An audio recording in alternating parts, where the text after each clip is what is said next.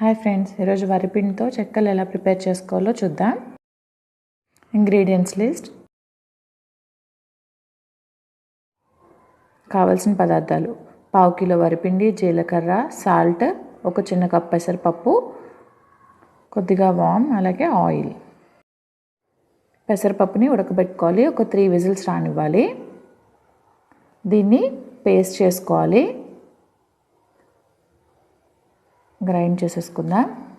Water వేయనవసరం లేదు, already water ఉంటాయి కాబట్టి స్మూత్గా పేస్ట్ రెడీ అయిపోయింది. వెన్నపూస లేనప్పుడు ఇలా పెసరపప్పు వేసుకుంటే జంతికలైనా చెక్కలైనా కమ్మగా ఉంటాయి. ఇప్పుడు ఒక బౌల్ తీసుకుని అందులో వరిపిండి వేసేసుకోవాలి. 1 కప్ వాటర్ బాయిల్ చేసి పెట్టుకున్నాను, అవి ఇందులో వేసేసుకోవాలి. ఇప్పుడు రుచికి సరిపడా సాల్ట్ వేసుకోవాలి. వాము అలాగే జీలకర్ర కూడా వేసేసుకోవాలి. కొద్దిగా పెసరపప్పు తీసి వాటర్లో నానబెట్టి ఉంచాను, ఒక పావు గంట సేపు, దాన్ని కూడా వేసేసుకోవాలి. ఇలా పెసరపప్పు వేసుకోవడం వల్ల మనకి చెక్కలు తినేటప్పుడు మధ్యలో క్రిస్పీగా ఇవి తగులుతూ ఉంటాయి. కరివేపాకు ఇష్టపడే వాళ్ళు అది కూడా వేసుకోవచ్చు. ఇప్పుడు ఈ గ్రైండ్ చేసి పెట్టుకున్న పెసరపిండిని వేసేసుకుందాం. మొత్తం కలిసేలాగా మిక్స్ చేసుకోవాలి. వాటర్ ఎక్కువ పడనివ్వకుండా కలుపుకోవాలి మనం, ఈ కన్సిస్టెన్సీ ఉండాలి. ఇప్పుడు దీన్ని కలిపేసుకున్నాం కదా, పక్కన పెట్టుకుందాం. ఇప్పుడు చిన్న బౌల్లో ఆయిల్ తీసుకుని ఇలా చేతి మీద చేసుకుంటున్నాను. లేదు అనుకుంటే కవర్ తీసుకుని కవర్ మీద ఆయిల్ అప్లై చేసుకుని దాని మీద అయినా చేసుకోవచ్చు.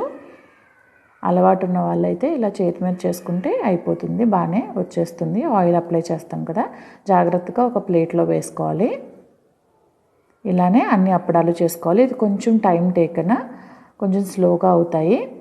మీరు ఏ సైజు కాలితే ఆ సైజులో చేసుకోవచ్చు చెక్కలు. నేను చిన్నగా చేశాను.